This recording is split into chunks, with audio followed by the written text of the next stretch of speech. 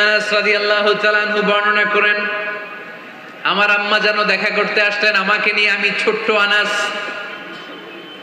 আমার আম্মা জান দেখলেন, লাম ইউবকি রাজুলুন ওয়ালা ইমরাআতুন মিনাল আনসার ইল্লা আতহাফাকা বিতুহফাতিন ইয়া রাসূলুল্লাহ। আমার আম্মা এসে বলে, ও রাসূলুল্লাহ, মদিনার যারাই আপনার সাথে দেখা করতে আসলো সবাই এসে আপনারে হাদিয়া দেয়। ওয়া ইন্নী লা আকদিরু আলা মা উতহিফুকা বিহি। ও নবী, আমার তো এমন কোনো সাধ্য নাই যে আমি আপনারে হাদিয়া দেব, আমার কাছে কোনো টাকা পয়সা নাই। ছোট্ট ছেলে আনাস রে নিয়ে এসে বলল, ইয়া রাসূলুল্লাহ, মদিনার সব লোকের আপনার সাথে দেখা করে আর হাদিয়া দেয়, আমি গরিব মানুষ, আমি আপনারে কি হাদিয়া দেব গো নবী?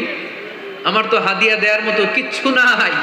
ইল্লা ইবনি হাদা, আমার নাড়ছেরা ধন, আমার কলিজার টুকরা সন্তান এই আনাস ছাড়া আমি আমার কলিজার টুকরা সন্তান আনাস রে আপনারে হাদিয়া দিয়ে দিলাম। খুদ হাদা ইয়া রাসূলুল্লাহ, আমার সন্তান আনাসকে আপনি নেন। ইয়াখদুমুক মা বাদালাক, সে যদ্দূর পারে আপনারে খেদমত করবে। সাইয়েদনা আনাস বলেন, সেদিন থেকে আমি বিশ্বনবীর খাদেম। কি আর খেদমত করব, নবীর মেসওয়াক এনে দেই, জামা এনে দেই। 10 বছর খেদমত করার পরে বিশ্বনবীর খাদেমের মুখে শুনুন বিশ্বনবী কেমন আচরণ করতেন সাইয়েদনা আনাস রাদিয়াল্লাহু তাআলা আনহুর সাথে। সাইয়েদনা আনাস বলেন, খাদিমতু রাসূলুল্লাহি 10 সিনিন, 10টি বছর আমি আমার বিশ্বনবীর পেয়ারা নবীর খেদমত করলাম। ফামা দারাবানি, একদিনের জন্য বিশ্বনবী আমার গায়ে হাত তোলে নাই, পড়েন সুবহানাল্লাহ। ওমা সাব্বানি, একদিনের জন্য আমার গালি দেয় নাই, বকা দেয় নাই। ওমা আবাসা ফি ওয়াজহি, একদিনের জন্য বিশ্বনবী বিরক্তির চেহারা নিয়ে আমার দিকে তাকায় নাই, ভ্রু কুচকে এরকম আমার দিকে তাকায় নাই। আমরা রেগে গেলে, বিরক্ত হলে কি করি? আমাদের ভ্রুগুলো কুচকে যায়। আনাস রাদিয়াল্লাহু তাআলা আনহু বললেন, একদিনের জন্য আমার পিট্টি দেয়া তো দূরের কথা, আমাকে পিটানি দেয়া তো দূরের কথা, আমাকে মারে নাই, আমাকে গালি দেয় নাই, কোনোদিন আমার দিকে বিরক্তির সাথে তাকায় নাই। ওয়ালা ক্বালা লি লিমা সানাআতা ওয়ালা লিমা লা সানাআতা, কোনোদিন এও বলে নাই, আনাস এটা কেন করলা, ওইটা কেন করো নাই। চিৎকার করে পড়েন সুবহানাল্লাহ। এজন্য বিশ্ব নবীর মতো আমাদেরকে আমাদের শ্রমিকদের সাথে, অধীনস্থ কর্মচারীদের সাথে আচরণ করতে হবে। রাজি আছেন তো সবাই? ইন্তেকালের আগে বিশ্বনবী সাল্লাল্লাহু আলাইহি সাল্লাম 2টা কথা বললেন। কয়টা? 1 নম্বরে বিষ্ণু ঈসা ইসলাম বললেন, আসসালাত আসসালাত, নামাজ নামাজ, উম্মতেরা নামাজ, নামাজ ছেড়ে দিও না। 2 নম্বরে বিষ্ণুই বললেন, ওয়ামা মালাকাত আইমানুকুম, খবরদার অধীনস্থ কর্মচারীদের সাথে খারাপ আচরণ করো না। আমরা খুব দুঃখের সাথে লক্ষ্য করেছি, পত্রপত্রিকায় এসেছে, মানবাধিকার কর্মী, নারী আন্দোলনের কর্মী মাইক পেলে বড় বড় ভাষণ দেয়, আপনারা কর্মীদের সাথে ভালো আচরণ করবেন, কাজের মেয়েদের সাথে ভালো আচরণ করবেন, কিন্তু ওদের বাড়িতে এই কাজের মেয়েরা নির্যাতিত হয়। চিল্লায় বলেন ঠিক কিনা? আহা, পত্রিকার রিপোর্ট দেখে অবাক লাগে। খুন্তি দিয়ে চুলায় লোহা গরম করে পিঠে শেক মেরেছে, এরকম আছে না নাই? বিশ্বনবী সাল্লাল্লাহু আলাইহি সাল্লাম বলেছেন, খবরদার, কিয়ামতের দিন তাদের বিরুদ্ধে আল্লাহ মামলা দায়ের করবে। আমরা যেন কখনো আমাদের অধীনস্থ কর্মচারীদের সাথে খারাপ আচরণ না করি। আল্লাহ তুমি তৌফিক দাও, আমরা পড়ি আমিন। উইথ প্রফেশনালিজম, আপনি যেটাই করেন না কেন আপনাকে প্রফেশনালিজমের সাথে করতে হবে, তাহলে ওই কাজে বরকত দিবে কে? আল্লাহ। ছোট হোক বড় হোক, এটা কোনো সমস্যা? যাই করি না কেন কিভাবে করব? ভালোভাবে। আওয়াজ করে বলেন, কিভাবে করব? যে কোনো কাজ করো না ভাই, যে কোনো কাজ করো, তা যেন হয় সবার চেয়ে সবচেয়ে সুন্দর। যে কোনো কাজ করো না ভাই, যে কোনো কাজ করো, তা যেন হয় সবার চেয়ে সবচেয়ে সুন্দর। হোক না সেটা পড়া লেখা, রঙের ভাষায় ছবি আঁকা, হোক না সেটা পড়া লেখা, রঙের ভাষায় ছবি আঁকা, হোক না সেটা সামান্য কাজ কিংবা মহত্তর, তা যেন হয় সবার চেয়ে সবচেয়ে সুন্দর। যে কোনো কাজ করো না ভাই, যে কোনো কাজ করো, তা যেন হয় সবার চেয়ে সবচেয়ে সুন্দর। চিৎকার করে বলতে হবে ঠিক কিনা? যাই করি না কেন সেটা যেন সবচেয়ে সুন্দর হয়। You have to make the best out of you, you have to try you level best. তোমার সাধ্যের যতটুকু আছে তার সবটুকু করতে হবে, বাকি বরকত আর কল্যাণ আমাদেরকে দান করবে কে? বিষ্ণু ঈসা ইসলাম কখনো অলসতাকে উৎসাহিত করেন নাই, ভিক্ষাবৃত্তিকে উৎসাহিত করেন নাই, তিনি পরিশ্রমকে অ্যাপ্রিশিয়েট করেছেন। এক সাহাবী রাদিয়াল্লাহু তাআলা আনহু এসে বললেন, ইয়া রাসূলুল্লাহ, আমাকে কিছু দান করেন, আ'তিনি শাইআন। বিষ্ণুনবী বললেন, তুমি ভিক্ষা করো, তোমার ঘরে কিছু নাই? সাহাবী বললেন, লা ইয়া রাসূলুল্লাহ, কিছু নাই।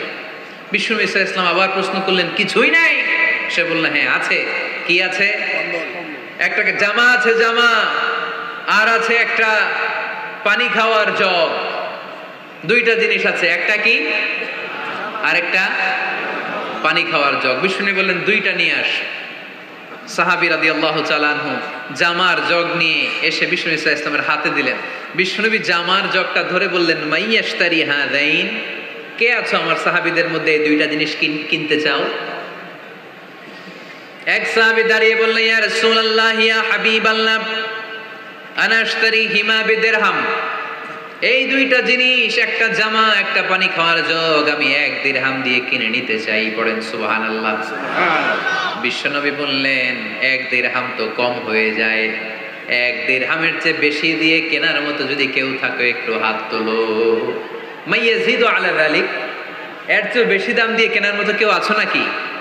আরেক সাহাবী হাত তুলে বললেন, ইয়া রাসূলুল্লাহ, ইয়া হাবিবাল্লাহ, আশতারিহিমা বিদিরহামাইন, আমি 1 দিরহাম নয়, আপনার সম্মানে 2 দিরহাম দিয়ে জিনিসগুলো কিনে নিতে চাই। 2 দিরহাম। বিষ্ণুনবী বললেন, ওকে ফাইন, ডান, 2 দিরহামে বিক্রি হয়ে যাবে। দিয়ে দেওয়া হলো। 2 দিরহাম নিয়ে বিষ্ণু ঈসা ইসলাম ওই আগন্তুক ভিক্ষুক সাহাবীর হাতে দিয়ে বললেন, যাও, 1 দিরহাম দিয়ে তোমার পরিবার পরিজনদের জন্য খাবার কিনে নিয়ে যাও, আর 1 দিরহাম দিয়ে একটা কুঠার কিনে নিয়ে আসো। কি কিনে নিয়ে আসো? সবাই বলেন। কুঠার চিনেন আপনারা? কুঠার দিয়ে কি করে? গাছ কাটে। ওই সাহাবী আর 1 দিরহাম দিয়ে একটা কুঠার কিনে নিয়ে আসলেন। বিশ্বনবী সাল্লাল্লাহু আলাইহি ওয়াসাল্লাম নিজ হাতে ওই কুঠারের একটা হাতল লাগাই দিলেন। সুবহানাল্লাহ পড়তে পারলেন না মজা করে? হাতল ছাড়া কুঠার ধরা যায়? ধরা যায়। বিশ্বনবী কাঠের একটা হাতল লাগাই দিলেন। এই হাতলটা দিয়ে বিশ্বনবী বললেন, try to imagine the attitude of the last messenger Muhammad sallallahu alaihi wasallam. He changed the world for the better and made us better creature. তার নাম কি? কি নাম? He was Muhammad sallallahu alaihi wasallam. Muhammad, mercy upon mankind, teacher of all mankind, Abul Qasim, Ya Habibi, Ya Muhammad, Ya Shafi'i, Ya Muhammad, Khairu Khalqillahi Muhammad, Ya Mustafa, Ya Imam al-Mursalin, Ya Mustafa, Ya Shafi'i al-Alamin. পড়েন সবাই। Ya Mustafa, Ya Imam al-Mursalin, Ya Mustafa, Ya Shafi'i al-Alamin. He taught us to be just and kind, and to feed the poor and hungry, help the wafer and the orphan child, and to not be cruel and miserly. His speech was soft and gentle, like a mother stroking her child. His mercy and compassion were most radiant when his smile was Muhammad sallallahu alayhi wasallam.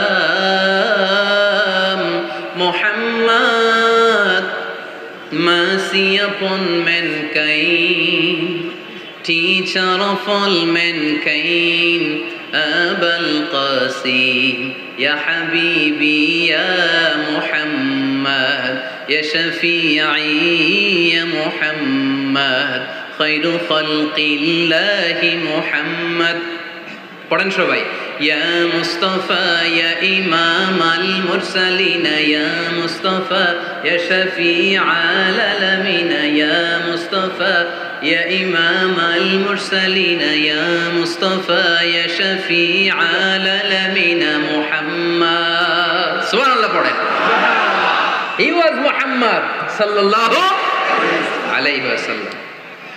বিশ্বনবী নিজ হাতে ওই সাহাবীর কুঠারের ভেতরে একটা হাতল লাগাই দিলেন। ঘটনা মনে আছে নাকি নাশিদ শুনে ভুলে গেছেন? ঘটনা মনে আছে সবার? তিনি হাতল লাগাই দিলেন আর বললেন, যাও, গায়ে শক্তি আছে, তাগড়া যুবক, এই কুঠার নিয়ে জঙ্গলে যাও, জঙ্গলে যে কাঠ কাটো, লাকড়ি বানাও, বাজারে যে বিক্রি করো। লা ইয়াহতাতিবা আহাদুকুম হাজমাতান ফি যাহরিহি খায়রুম মিন আই ইয়াসআলা আহাদান ফায়ু'তিয়াহু আও ইয়ামনাহু। যাদের গায়ে জোর আছে, শক্তি আছে, পরিশ্রম করে লাকড়ির বোঝা পিঠে নিয়ে বাজারে বিক্রি করা অনেক ভালো কারো কাছে হাত পাতার চেয়ে। কারণ তুমি হাত পাতলে লোকজন তোমার দিতেও পারে, নাও দিতে পারে, কিন্তু পরিশ্রম কখনো বৃথা যায় না। What is the moral of the story? রাসূল সাল্লাল্লাহু আলাইহি ওয়াসাল্লামের এই প্রফেটিক স্টোরি থেকে আমাদের শিক্ষা কি? বিশ্বনবী বললেন, যাও, কাঠ কেটে নিয়ে আসো। লা উরিদু আন আরাকা 15 আইয়াম, সামনের 15 দিন আমি যেন আমার চোখ দিয়ে তোমার আমার আশেপাশে ঘুরঘুর করতে না দেখি। সাহাবী চলে গেলেন, কাঠ কাটতে আরম্ভ করলেন, বাজারে বিক্রি করতে আরম্ভ করলেন। 15 দিনের ব্যবধানে 10 দিরহাম নিয়ে বিশ্বনবীর দরবারে ওই সাহাবী হাজির হয়ে গেলেন। 10 দিরহাম নিয়ে হাজির হয়ে গেলেন। এসে বলেন, ইয়া রাসূলুল্লাহ, ইয়া হাবিবাল্লাহ, আমি আর দরিদ্র নাই, আমি আর ভিক্ষা করি না, আমি নিজের পায়ে দাঁড়িয়েছি, আমি স্বাবলম্বী হয়েছি, আমি অন্যান্য খেটে খাওয়া মানুষের মতো এখন উপার্জন করে আমার ফ্যামিলির চাহিদা মিটাই। পড়েন সুবহানাল্লাহ। What is the moral of the story? এই প্রফেটিক স্টোরি থেকে আমাদের জন্য শিক্ষা হচ্ছে, বিষ্ণু ঈসা ইসলাম চাইলেই ওই 2 দিরহাম দিয়ে বলতে পারতেন, যাও, এটা দিয়ে খাবার কিনে খাও। দুপুরবেলা খাইতো, রাত্রেবেলা আবার জাকাতের লাইন ধরতো। কথা কন? তার মানে বিষ্ণু ঈসা ইসলাম কাজের প্রতি উৎসাহিত করেছেন। 2 নম্বর লেসন বা শিক্ষা হচ্ছে, বিশ্বনবী সাল্লাল্লাহু আলাইহি ওয়াসাল্লাম পার্মানেন্ট সলিউশন করে দিয়েছেন, স্থায়ী সমাধান। ঠিক কিনা? আমরা প্রায় জাকাতের শাড়ি দেই, লুঙ্গি দেই, আছে না নাই? আলহামদুলিল্লাহ, আপনাদের গাজীপুরে বোধহয় এগুলো নাইটাই, এখানে নাই, আছে? যদি থেকে থাকে এই ট্র্যাডিশন আপনারা বন্ধ করবেন। জাকাতের শাড়ি বলতে কোনো শাড়ি নাই, জাকাতের লুঙ্গি বলতে কোনো লুঙ্গি নাই। কারণ জাকাতের শাড়ি আর জাকাতের লুঙ্গি যদি আপনি বিতরণ করেন আর সামান্য সয়াবিন তেল আর চাল ডাল যদি আপনি প্যাকেট করে দিয়ে দেন, তাহলে 1 মাস পরে আবার যে সে আরেক জায়গায় জাকাতের লাইনে দাঁড় হয়ে যাবে। চিল্লা এখন, ঠিক কিনা? এজন্য আপনাকে পার্মানেন্ট সলিউশনের ব্যবস্থা করতে হবে। আমি সব জায়গায় বলি যে প্রতিটি জেলার বিজনেস ম্যাগনেট যারা আছেন তারা সবাই মিলে একটা জাকাত ম্যানেজমেন্ট প্ল্যাটফর্ম গড়ে তুলুন। সেখান থেকে এমনভাবে জাকাত দিন যাতে মানুষ স্বাবলম্বী হতে পারে। স্বাবলম্বী বানানোর জন্য, দারিদ্র বিমোচনের জন্য জাকাত এসেছে, জাকাতের শাড়ি লুঙ্গি বিতরণের জন্য নয়। আর জাকাতের শাড়ি এত পাতলা, মশারি কি পাতলা, এর চেয়েও পাতলা। দেখছেন কখনো? এটারে একবার ধোয়ার পরে দ্বিতীয়বার পরা যায় না। একবার ধোয়ার পরে শাড়ির দিকে তাকাইলে শাড়ি আপনার দিকে বেশকি মেরা থাকবে। কথা বলেন, ঠিক কিনা? এইভাবে শাড়ি লুঙ্গি দেয়া যাবে? এভাবে তো শাড়ি লুঙ্গি বিতরণ করলে যারা লাইন ধরে জাকাত নিতে আসলো, এই আল্লাহর বান্দাদেরকে অপমান করা হয়। আর আল্লাহ বললেন, ওয়ালাকাদ কাররামনা বানি আদম, আমি পুরো বানি আদমকে সম্মানিত করেছি। ফেরেশতার সম্মান বেশি না মানুষের? বুঝে শুনে বললেন, কার? তুমি মাটির আদমকে প্রথম সৃষ্টি করিয়া ঘোষণা করিয়া দিলে শ্রেষ্ঠ বলিয়া, তাই তো নূরের ফেরেশতা করে আদমকে সেজদা। সুবহানাল্লাহ পড়েন। তাই তো নূরের ফেরেশতা করে আদমকে সেজদা, সবার চেয়ে সম্মান দিলে মাটির আদমকে। পড়েন, আল্লাহু আল্লাহু তুমি জাল্লে জালালুহু, শেষ করা তো যায় না গে তোমার গুণগান। আল্লাহু আল্লাহু, সুবহানাল্লাহ পড়েন। আহা, মানুষের মর্যাদা সবচাইতে বেশি। এজন্য যাকাত যারা নিতে আসে তাদেরকে অপমান করা যাবে না। এর কারণ, যাকাত দিয়ে আপনি কোনো করুণা করেননি, বরং ওরা যাকাত নিয়ে আপনাকে এই ফরজ ইবাদত করার সুযোগ করে দিয়ে আপনার প্রতি করুণা করে গিয়েছে। আওয়াজ করে বলেন, ঠিক কি না? অনেকে মনে করে আমি যাকাত দেই, আমি মনে দয়া করছি, আমি মনে হয় করুণা করছি। আচ্ছা যারা গরিব ওরা যদি জাকাত না নেয় ওর সমস্যা আছে? নিমু না জাকাত, কিন্তু আমি যদি বলি দিমু না, আমার খবর আছে না নাই? আমার জন্য দেয়া ফরজ, ওর জন্য নেয়া ফরজ না। তাই আমি দিয়ে করুণা করিনি, ও আমার কাছ থেকে জাকাত নিয়ে জাহান্নামের আগুন থেকে আমাকে বাঁচিয়ে ও আমাকে দয়া দেখিয়েছে।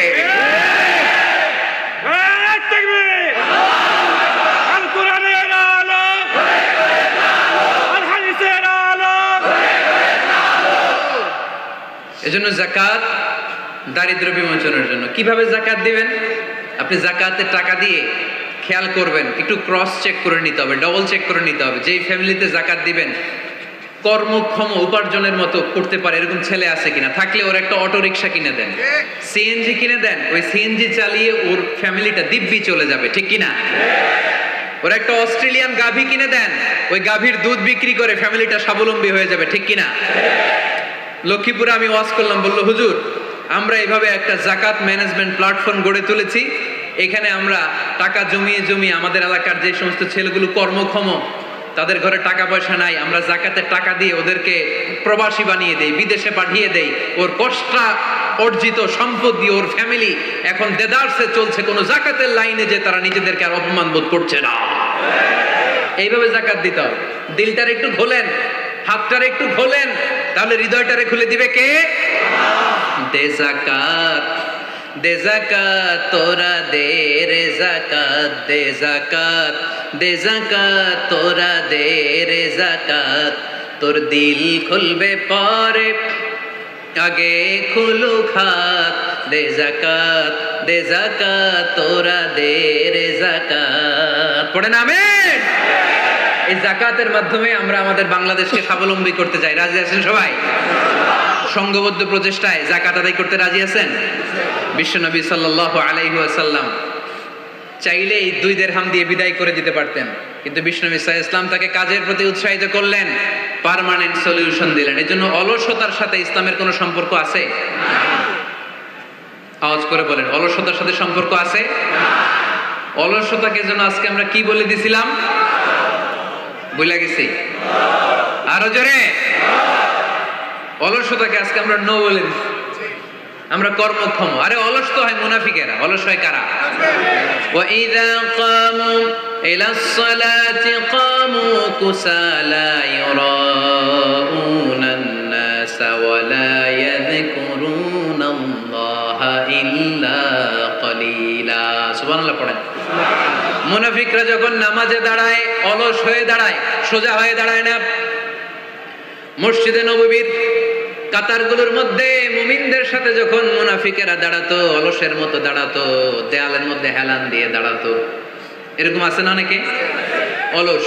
কিন্তু আমরা যারা মুমিন, আমরা নামাজে দাঁড়ালে কি আমাদের হৃদয়ে অলসতা আসে নাকি হৃদয়টা সজীব হয়ে ওঠে?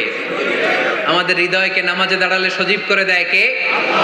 ইয়াকিদু শাইতানু আলা কাফিয়াতি রাসি আহাদিকুম ইদা হুয়া নাম।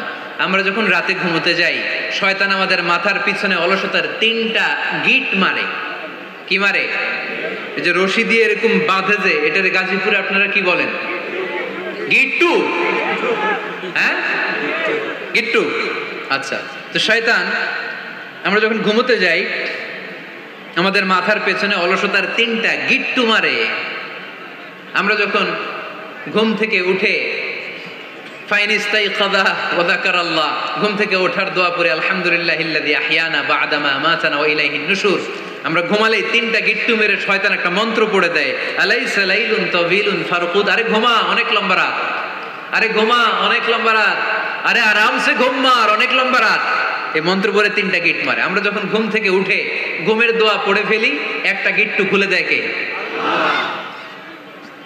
আবার ঘুম থেকে উঠে দোয়া পড়ার পরে ফাইদা তাওয়াদ্দা ইন হাল্লাত উকদা, ওয়াশরুমে ঢুকে ইস্তেনজা করে যখন আমরা ওযু করে ফেলি, অলসতার 2য় গিট্টু খুলে দেয় কে? ফাইন সাল্লাত ইন হাল্লাত উকদা, ওযু করার পরে মুসাল্লা বিছিয়ে যখন নামাজের জন্য দাঁড়িয়ে যায়, অলসতার 3 নাম্বার গিট্টুটাও খুলে দেয় কে? ফাসবাহা নাশীতান তাইয়িবান নাফস, he become enthusiastic, he become very active, he become very energetic, বিষ্ণু ইসা ইসলাম বললেন তখন সে এনার্জেটিক হয়ে ওঠে, অ্যাক্টিভ হয়ে ওঠে, সজীব হয়ে ওঠে। তাহলে সালাত আমাদেরকে অলস বানায় না, সালাতে আমরা সজীব হই। সালাতে অলস হয় যারা মুনাফিক, তারা চিল্লায় বলেন ঠিক কিনা। এজন্য বিশ্বনবী বললেন কাজে লজ্জা নাই, আমি কাজ করে খাই। মা বাসাল্লাহু নাবিয়ান ইল্লা রাআল গানাম। বুখারীর বর্ণনায় বিশ্বনবী বললেন পৃথিবীর বুকে এমন কোন নবী নাই যেই নবীকে দিয়ে আল্লাহ ছাগল চড়ায় নাই। সুবহানাল্লাহ পড়েন।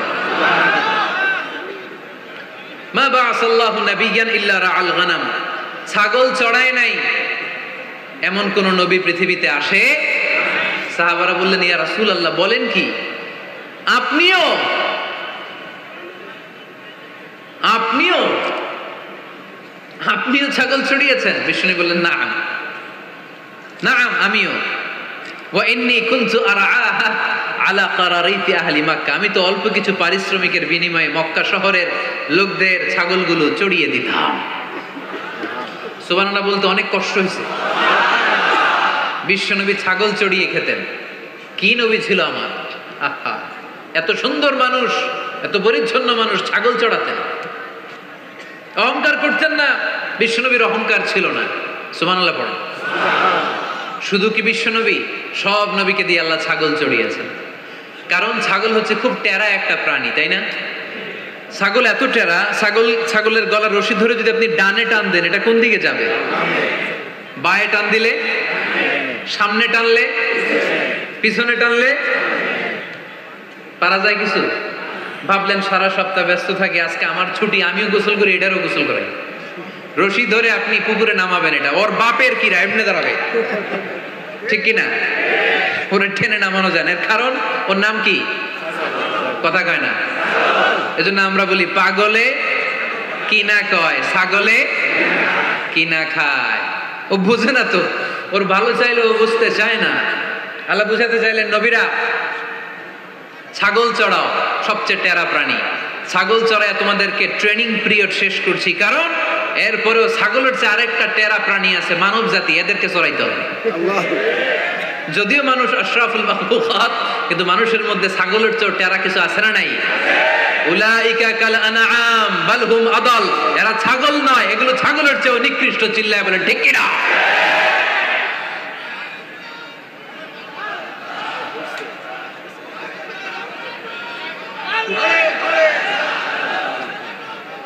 এই এরকম আওয়াজে স্লোগান দিলে চলবে? আওয়াজ করে একজন স্লোগান দাও তো, কোরআনের স্লোগান দাও একজন, আওয়াজ করে।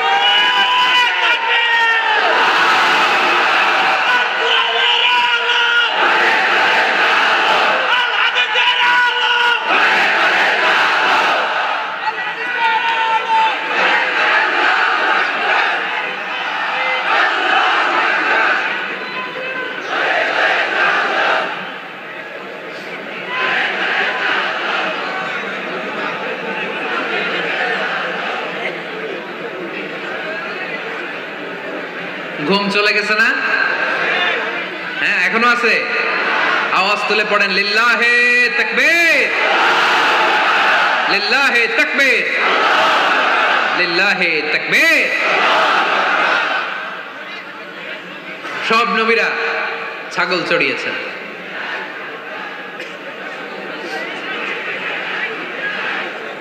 মাশাআল্লাহ, মাশাআল্লাহ, আল্লাহ কবুল করুক। এমন কোন নবী নাই যেই নবী ছাগল চড়ায় নাই। সুবহানাল্লাহ পড়তে হবে। সব নবীরা কাজ করে খেয়েছেন।